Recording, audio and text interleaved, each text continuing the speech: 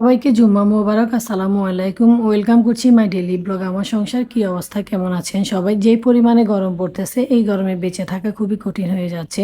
যতই আলো থাকুক, বাতাস থাকুক, একদমই গায়ে লাগছে না। এসির বাতাসটা যতক্ষণ চলবে ততক্ষণই ভালো লাগে। এসি বন্ধ করে দিলে যেই গরম সেই অবস্থায় হয়ে পড়ে। তো ওটা কাটাকাটি করতে বসে গিয়েছি। আজকে রান্না করব করলা ভাজি। এটা খুবই স্বাস্থ্যসম্মত। গরমে এটা খেলে চুলকানি বাড়বে না। চুলকানির জন্য খুবই একটা উপকারী এই করলাটা। সবসময় করলাটা খাওয়ার চেষ্টা করবেন। আমিও করলাটা সবসময় বাসায় রাখার চেষ্টা করি। আর আমার রান্নাতে সবসময় করলা ভাজিটা থাকবেই। তো করলা ভাজার সাথে আমি বেগুন শুটকি মাছ ভেঙে রান্না করব। আর রান্না করব পেঁপে দিয়ে কাতল মাছ। আমি যে করলাটা ভাজতেছি সেটা হাইব্রিডের করলা, বড়টা না। এটা হলো ছোট সাইজের। কাটার সময় অবশ্যই দেখিয়েছি। এটা হলো উস্তা।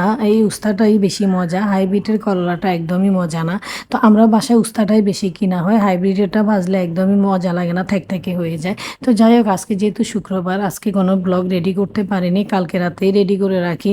কালকে গরমের কারণে শরীর খারাপ ছিল, ঘুমিয়ে পড়েছি। তো আজকে ব্লগ রেডি করার আগে হাজব্যান্ড বাসায় চলে এসেছে, নামাজ পড়ে ও রেস্ট করেছে। বাসায় তো একদম মানে বাসাতেই থাকে বেশি, বাইরে একদমই থাকতে পারতেছে না। বাইরে গেলে উত্তপ্ত গরমে গরমে যে কেউ হার্ট স্ট্রোক করবে বা হিট স্ট্রোক করবে, আমার কাছে এমন মনে হয়। আমি কালকে কিছুক্ষণ সময়ের জন্য একটু বের হয়েছিলাম। আমি জামা সেলাই করব একটু সুতার বক্রমের জন্য, কিন্তু আমি 5 মিনিটও থাকতে পারিনি, কিনতেও পারিনি, দৌড়াই বাসায় চলে আসি। এই গরম সহ্য করা আমার পক্ষে সম্ভব না। যেহেতু বোরকা পরি, বোরকার ভিতরে তো মনে হয় যে কেউ না আগুন জ্বালিয়ে দিয়েছে, এমনটা মনে হয়। আল্লাহ জানে কতদিন এরকম গরম পড়বে। তো গরমে সুস্থ থাকার জন্য আমাদেরকে কি কি করতে হবে, আপনাদেরকে আমি অবশ্যই বলি ঠান্ডা খাবার খেতে। আমি প্রচণ্ড পরিমাণে ঠান্ডা পানি দিয়ে লিকুইড খাবারগুলো খাই, শরবত, জুস, এসবগুলা খেলে শরীরটা ভালো লাগে।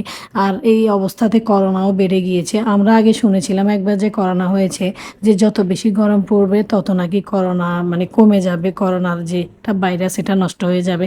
জানি না, এখন একটা করোনা এসছে, এটা নাকি খুবই ভয়াবহ, খুবই মারাত্মক। আল্লাহ সবাইকে হেফাজত করুক, আল্লাহ সবাইকে সুস্থ এবং ভালো রাখুক। তো কথা বলতে বলতে এই যে আমার পেঁপে তরকারিটা বসিয়ে দিয়েছি। তো কিভাবে রান্না করি ঠিক সেভাবে আপনাদের মতো করে বসিয়ে দিয়েছি। কষানো হয়ে গিয়েছে, পেঁপেটাও হয়ে গিয়েছে, জল দিয়ে নামিয়েও নিয়েছি। এখন আমি শুটকি দিয়ে বেগুন দিয়ে মাছ ভেঙে রান্না করবো, সেটাই বসিয়ে দিচ্ছি। আর আমার এই শুটকি বেগুনের তরকারিটা আলহামদুলিল্লাহ গরুর কোরবানির মাংস থেকেও মনে হয় যে আমার কাছে বেশি মজা লাগে। আমি সবসময় প্রতিটা ব্লগে বলি, বেগুন দিয়ে যত রকমের তরকারি হয় আমার কাছে এত পরিমাণে মজা লাগে। আমার মনে হয় যে আমি বেহেস্তের কোনো খাবার খাচ্ছি। যদিও এখনও বেহেস্তের খাবারের অনুভূতি আমার মধ্যে আসেনি, তবুও আমার কাছে মনে হয় যে কোনো অংশে কম না। মানুষ তো আর বেহেস্তে দোজখের কথা বলতে পারবে না, মৃত্যুর পরেই বলতে পারবে। তবু অনুমান করে বলছি যে আমার কাছে রহমতের খাবারের মতোই মনে হয় বেগুন তরকারিটা। আর আমি এত সুন্দর করে বেগুন তরকারিটা রান্না করি, যেহেতু আমার কাছে অনেক মজা লাগে, তাই আমি অনেক সুন্দর করে রান্না করি। কোনো ঝোল ডুবো পানিতে রান্না করি না, একদম মাখা মাখা করে আমি রান্না করি, যেন মজা লাগে। আর আমার হাজব্যান্ড আমার জন্য যখন বেগুন নিয়ে আসে, একদম আমার মনের মতো করে তাজা একদম গাছ থেকে ছিঁড়ে নিয়ে আসলে যেমনটা তেমনটাই বেগুন নিয়ে আসে। আমি বেগুন তরকারি দেখলে অনেক খুশি হয়ে যাই। শুটকি দিয়ে রান্না করব তাই। আর আমার বাসায় ফ্রিজে সবসময় আমি ফাইসা শুটকিটা স্টকে রেখে দিই, কারণ আমি শুটকি ছাড়া এক মুহূর্ত চলতে পারি না। শুটকি তরকারি না হলে 2-1 দিনের মধ্যে না খেতে পারলে আমার একদম ভালো লাগে না। তো অনেক কথা বলেছি, সবাই সুস্থ থাকবেন, ভালো থাকবেন, পাশে থাকবেন। আসসালামু আলাইকুম, থ্যাংকস ফর ওয়াচিং।